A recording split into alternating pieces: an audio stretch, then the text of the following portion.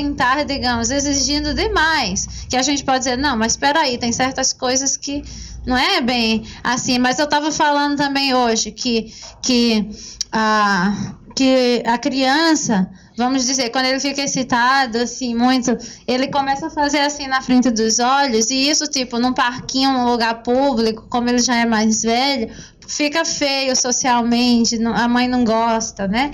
E aí o que a gente pode fazer? A gente pode substituir esse comportamento por algo que seja socialmente mais aceitável. Ele pode bater palma, se tiver alguém, ele pode bater. E assim, tipo, é uma estereotipia?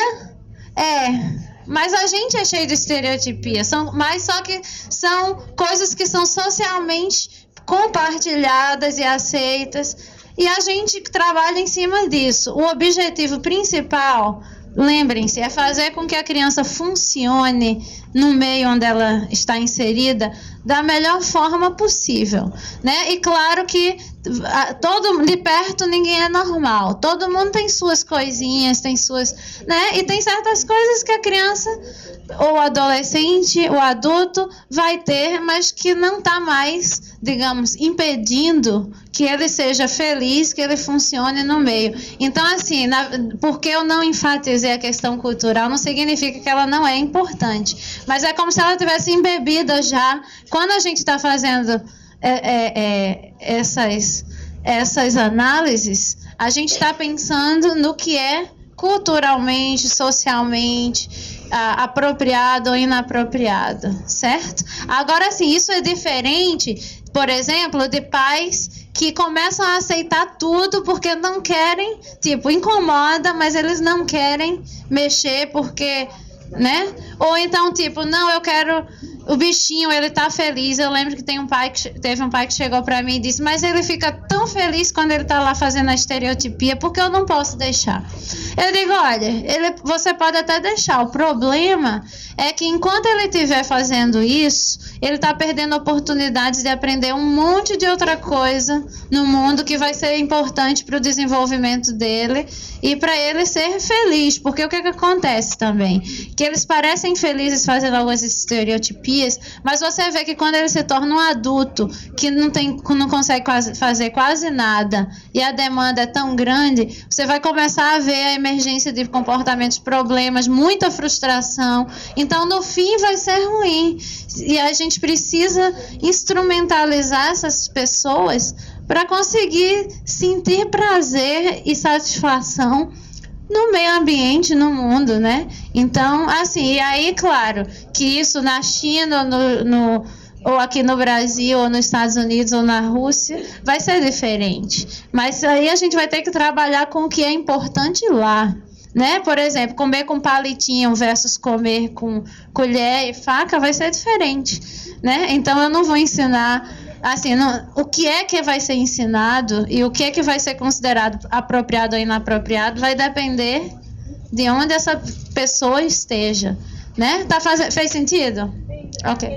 Também é apropriado para a família. Isso, também. Isso. Exato. Exatamente, mas assim, o mínimo possível que funcione na sociedade, né? Que assim, como eu disse, todo mundo é diferente, e cada família é diferente, mas a gente vai trabalhar em cima disso, claro. Então, quando identificamos essa tríade, temos a hipótese sobre qual a função do comportamento, podemos predizer quando o comportamento provavelmente será exibido, as circunstâncias nas quais a criança tenderá a apresentar o dado comportamento, e quando podemos predizer, podemos mudar as circunstâncias como uma forma de diminuir a probabilidade da criança exibir o comportamento problema. Próxima, por favor. Então, o que acontece? Vamos lá. Podemos criar estratégias de prevenção, certo? Basicamente, a gente vai estar falando de duas coisas, certo? Se a gente conseguiu descobrir a função, a gente pode mudar duas coisas. Manipular os antecedentes e manipular as consequências, certo? Então, vamos falar um pouquinho dos antecedentes, que seriam exatamente as estratégias de prevenção. Por exemplo, Maria chora e se bate por causa de cansaço, Quando se aproxima a hora de dormir, os pais podem começar a botá-la para dormir mais cedo para evitar que ela fique muito cansada e comece a chorar e se bater. Certo? Carlos se bate e grita quando a professora lhe apresenta tarefas escolares difíceis. A gente já descobriu que é difícil, viu? Não é assim, não. A gente já fez toda a análise e já descobriu que para ele tá difícil, né? E aí ele é retirado da sala quando ele se bate e grita. Aí você vê que toda vez que vamos dizer, um exercício de multiplicação, toda vez que ele tem que fazer tarefa de multiplicação, ele começa a se bater, gritar, aí ele é tirado da sala. E ele continua fazendo isso. Então a gente já descobriu que a função é escapar, né? E o antecedente é aquela tarefa de multiplicação.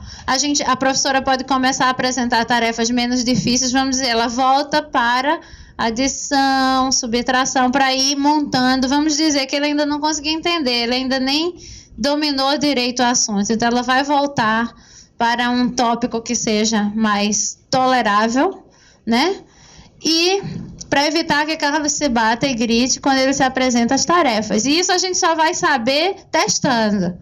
Né? Se ele parar de se bater, é porque esse antecedente era o desencadeador mesmo. E podemos criar estratégias de como responder, que é a mudança das consequências.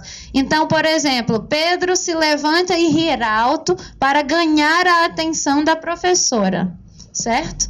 Então, a professora pode começar o quê? A dar atenção ao Pedro, elogiando, fazendo perguntas, quando ele está exibindo comportamentos adequados. Lembra que eu disse, se a função do comportamento é chamar atenção, a gente quer aumentar um comportamento e a gente já sabe que o reforço é a atenção.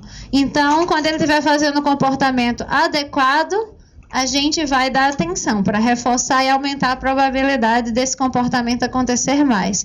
Ao mesmo tempo, né? Quando ele começar a se levantar e rir alto, o que vai acontecer? A professora vai parar de dar a atenção que ela dava antes. Então, a gente faz o contrário do que é a função daquele comportamento.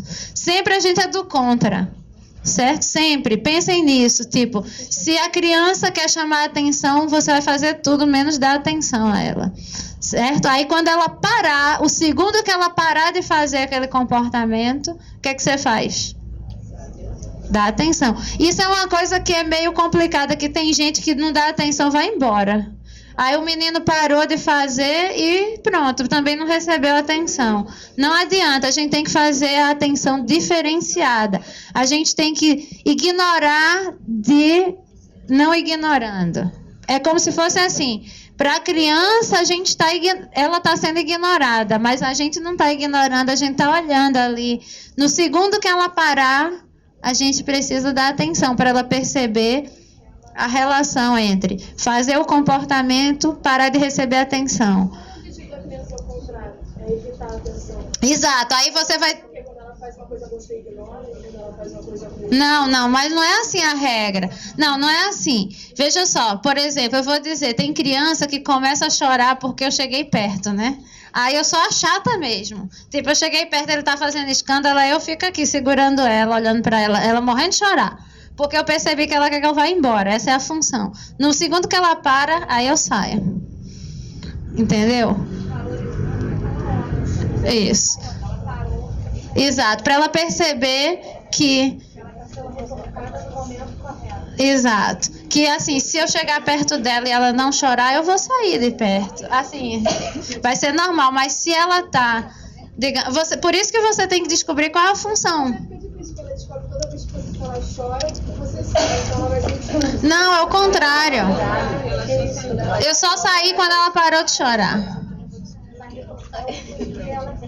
Veja, depende da função. Se a função for chamar a minha atenção, então eu vou ignorar. Quando ela parar, eu olho. Se a função for que me afastar, me evitar, eu vou fazer o contrário. Eu vou ficar junto dela até ela parar. Quando ela parar, eu saio.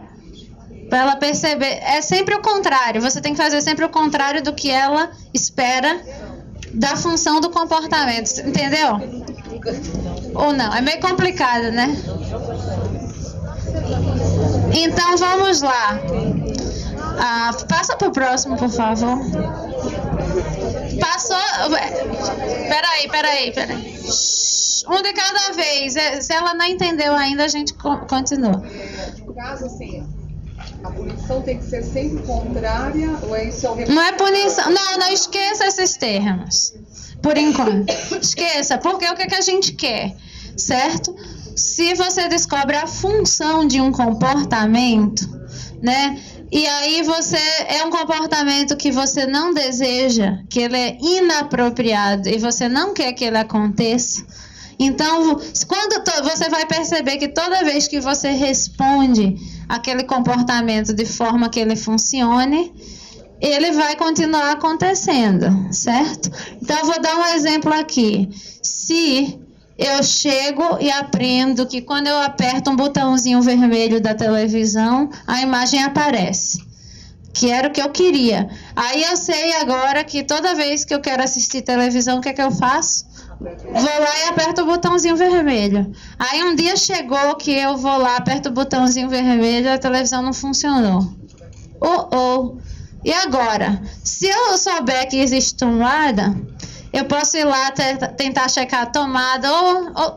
Aí eu fico aperto aqui mesmo, pronto, no computador. Que eu estava tentando apertar o negocinho para remover com segurança. Aí não funcionou. Eu fiquei repetindo várias vezes a mesma coisa e não funcionava. Aí daqui a pouco a gente diz, eita, vamos mudar de estratégia, vamos tentar outra coisa. Aí depois, se você tenta tudo e nada funciona, o que você acaba fazendo? Oi?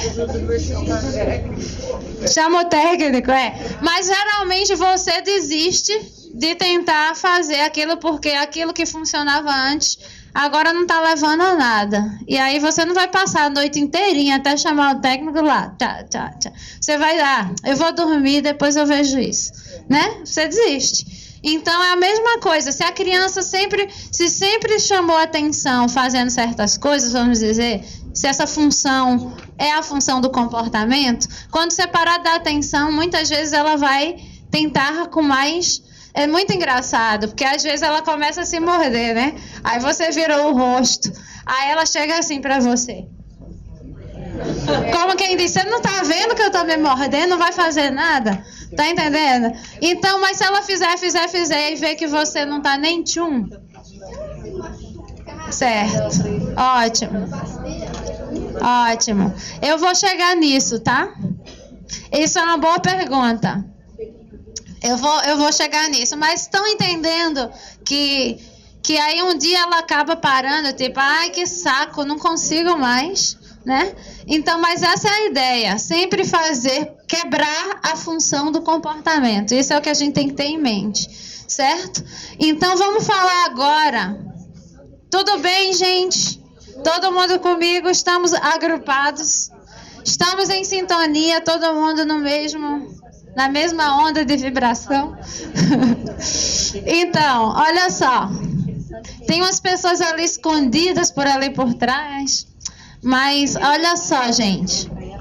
Eu vou passar agora que a gente falou da função. Eu vou passar um tempinho falando sobre o quê? Várias estratégias de manipulação dos antecedentes. Por quê? Se a gente descobre um elemento que desencadeia o comportamento, se aquele elemento é eliminado, o que acontece? O que acontece? O comportamento muda? Não, o comportamento não acontece, né? Porque se o comportamento é desencadeado por uma certa coisa e essa coisa não está presente, como eu disse aqui no começo, que eu disse, vem cá, ela veio. Se eu não digo vem cá, ela não vai vir, a não ser que tenha outra coisa. Mas, enfim, então, manipular os antecedentes é exatamente tirar aquele elemento que desencadeia o problema. E aí você não vai ter o problema. Qual é o problema disso? Certo? Eu digo que isso funciona como um band-aid, porque manipular os antecedentes você vai evitar que o comportamento aconteça, mas você não vai resolver o problema. Quando o antecedente aparecer de novo, o problema provavelmente vai acontecer de novo, né? Mas, o que acontece? Tem duas coisas, eles mesmo assim são importantes. Por quê? Quando você está com a criança, geralmente tem vários problemas ao mesmo tempo. Então, a gente pode conseguir evitar alguns enquanto a gente está trabalhando outros. E depois que a gente trabalha outros, aí a gente vai trabalhando uma coisa por vez, né? E aí a gente consegue evitar. Por exemplo, tem pais que dizem: eu não consigo ir ao supermercado com o meu filho, porque ele sai destruindo tudo, grita, faz escândalo, eu passo por pai, né? Assim, todo mundo olha para mim, é horrível. E aí, o que é a primeira coisa que eu digo? Se o estar no supermercado é o desencadeador do comportamento, se você não vai ao supermercado, ele não vai acontecer. Aí a pergunta que segue é: mas então eu nunca vou poder ir ao supermercado com ele? Aí eu digo: olha, talvez, se isso for a coisa mais importante que você quer trabalhar, a gente trabalha isso agora. Se isso não for a coisa mais importante, tenta segurar isso por enquanto, não leva ao supermercado. Quando a gente trabalhar outras coisas, que chegar um momento que você deseja trabalhar isso, aí a gente vai começar a fazer as viagens de treino ao supermercado, aí vai começar a trabalhar isso, né? Mas assim, por enquanto, são tantas coisas. Ó, eu tenho que ensiná-la a usar o banheiro, eu tenho que ensiná-la a ir para o supermercado sem gritar, eu tenho que ensiná-lo isso, aquilo. Muita coisa. Algumas coisas a gente pode evitar, por enquanto, até que a gente tenha tempo de trabalhar de forma adequada, porque é melhor do que ficar indo ao supermercado de qualquer jeito e acabar reforçando outros comportamentos. Então, assim, enquanto a gente não tem como lidar, vamos evitá-lo, né? E se a gente sabe qual é o antecedente, a gente pode manipular os antecedentes. Outras coisas, a gente pode usar as duas coisas juntas, manipular as consequências e os antecedentes, fazer tudo junto. Mas então, primeiro, eu vou falar sobre várias estratégias, algumas parecem até óbvias, mas assim, é o óbvio que faz uma diferença grande, certo? Então, a primeira coisa seria evitar situações ou pessoas que sirvam como antecedentes para o comportamento, como eu falei, do supermercado, né? Ou então, a criança tende a chorar quando vai ao cinema ou supermercado. Então, a gente pode prevenir isso não levando, né? Ou então, a criança tende a desobedecer mais às ordens dadas pelo pai do que pela mãe. Uma prevenção seria a mãe ser a pessoa que dá as ordens. Sim, mas aí é aquela história, a gente não vai querer que ela só obedeça às ordens da mãe. Um dia a gente vai ter que enfrentar o problema. Então eu digo que a prevenção, ele é como um band-aid. É tipo, ele esconde ali por um tempinho, enquanto a gente tem tempo de trabalhar. Próximo, por favor. Outra coisa seria controlar o meio ambiente. Por exemplo, a criança geralmente tenta fugir de casa. Qual seria a prevenção? Colocar tranca nas portas, né? Porque aí tem gente que diz: mas e aí, gente? Assim, vocês com qualquer criança, enquanto a criança não aprende a olhar para os dois lados e atravessar a rua, o que é que vocês fazem? O que é isso? Exatamente. Então é a mesma coisa. Então, se você já sabe que se deixar a porta destrancada, a criança vai fugir. Gente, tranca. Ora. Eles administram essas coisas muito bem. É. Meu filho pode compulsivamente. Exato. Hoje ele tranca o cajado. Tá vendo? Então, a criança geralmente tenta colocar produtos tóxicos na boca, né? Isso não é só criança com autismo. Qual a prevenção? Guardar os produtos fora do alcance. Isso vem em embalagem. É, exato. Tudo bem aí, gente? Então, o que acontece? Essas medidas de prevenção são simples, mas elas evitam, gente, tanta dor de cabeça. E aí você vai ter, se você controla o meio ambiente, você vai ter mais energia e tempo para trabalhar outras coisas com a criança, porque você não vai ter que estar se preocupando com ela, indo atrás, tomando coisa tóxica, tentando fugir de casa. Você elimina essas preocupações, porque já está tudo devidamente prevenido, vamos dizer, controlado, e aí você pode usar o tempo e a energia para investir em ensiná-la algo que permita com que no futuro ela consiga lidar com essas outras situações que você está prevenindo. Faz sentido? Tá, beleza? Então, criança geralmente não responde ou olha para a pessoa quando chamada pelo nome. Qual seria a prevenção? Se aproximar da criança, tocar no seu ombro e, se preciso, direcionar o rosto para si quando chamando a criança pelo nome. Se eu sei que a criança, eu fico, fulana, fulana, fulana, fulana faz isso. Vou ficar o dia todinho e não vai acontecer nada, já sei. Então, eu posso chegar, oi, fulana. Isso, tudo bom? Assim, você já preveniu de ficar meia hora chamando, ou então ela tem que pegar uma coisa e guardar. Eu já chego perto, fulana, vamos guardar? Isso. Aqui, põe aqui. Isso, ótimo. Tá vendo? Assim, o que acontece? É feio, né? Meio assim, artificial, mas veja só. Isso acontece, né? Tem assim uns exemplos ótimos em vídeo que assim a tia do menino, o menino tinha a mania de ficar assim na frente da televisão o tempo todinho, né? Aí ela dizia, fulano, vai sentar, passava meia hora e fulano lá na frente da televisão. Até que eventualmente ele ia, olhava pra cara dela, ria assim, aí sentava no sofá de novo. Daqui a pouco ele ia, ela, fulano. Gente, não dá pra ser assim, né? Então, o que acontece? Quais são as estratégias nesse caso?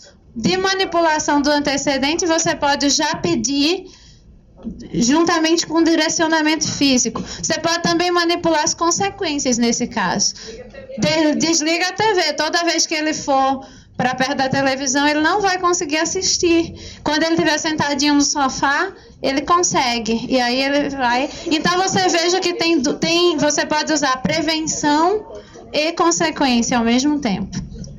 Então, a criança geralmente não faz a tarefa escolar quando sentado com as outras crianças, porque ele fica distraído, ele fica olhando para as outras crianças que fazem barulho. Prevenção. Sentar a criança em área mais isolada, com o mínimo de distração possível, quando ela tem que realizar a tarefa. Então, ela sabe fazer a tarefa, o problema não é esse. O problema é que ela se distrai muito fácil. Então, na hora que tem que fazer uma determinada tarefa, a gente vai sentá-la um pouquinho mais distante, numa área mais isolada, que aí ela concentra e faz a tarefa. Simples e, às vezes, dá resultado, tá entendendo? Outra coisa, aí pode passar, por favor. Não. Pronto.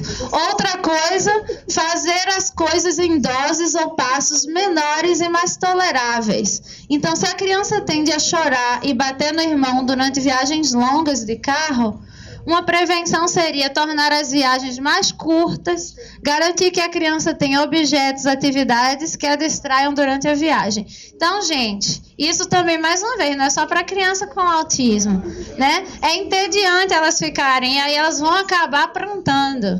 Então, se você já sabe que a viagem longa, o desencadeador, então, se aí a primeira coisa, tentar descobrir qual é o tempo de tolerância dessa criança. Mais ou menos depois de 15 minutos de estar dentro do carro, sendo boazinha. Vamos dizer que depois de 15 minutos, ela começa a impaciência, a agonia. Então, a gente pode tentar dar uma paradinha estratégica, né? Só para ela sair, não sei o que, volta. Era o que eu queria fazer com vocês, mas não posso. E dar um brinquedo preferido, algo que distraia. Eu sei que, por exemplo, trabalho à mesa, né? Eu já sei que a criança não consegue ficar por mais do que 5 minutos na mesa, inicialmente. Eu quero que ela fique por mais tempo.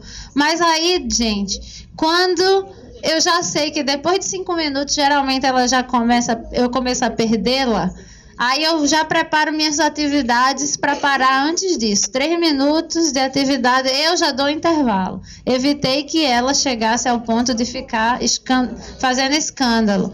Daqui a pouco dou um segundinho, não é um segundinho literalmente, dou um tempinho volto para a mesa, ela já está ótima. Evitei um monte de estresse, só com essa coisinha.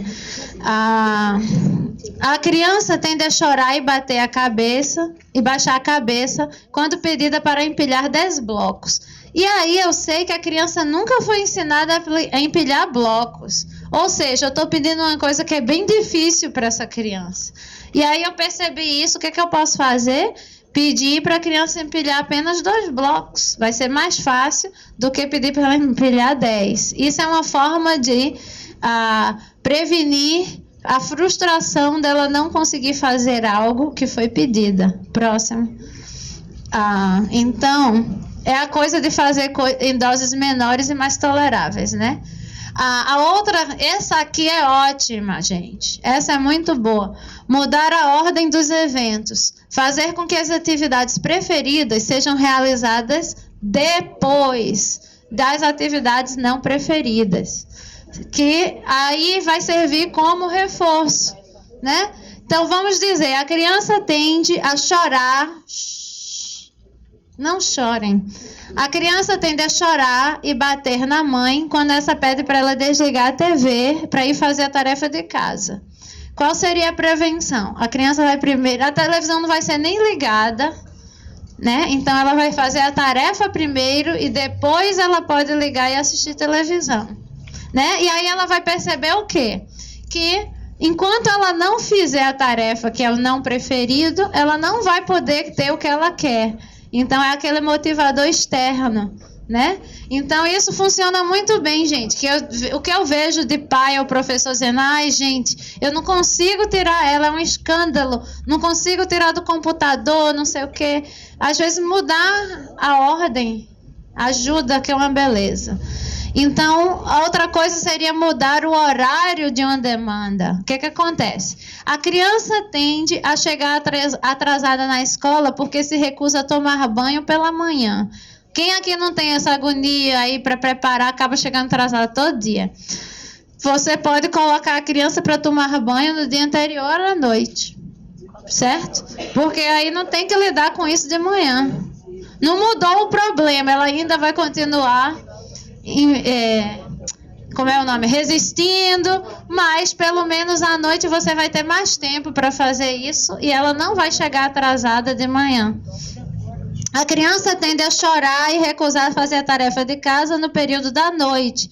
Ela parece ficar mais irritada quando cansada. A prevenção seria fazer a tarefa no início da tarde. Chegou da escola, faz logo a tarefa, acabou.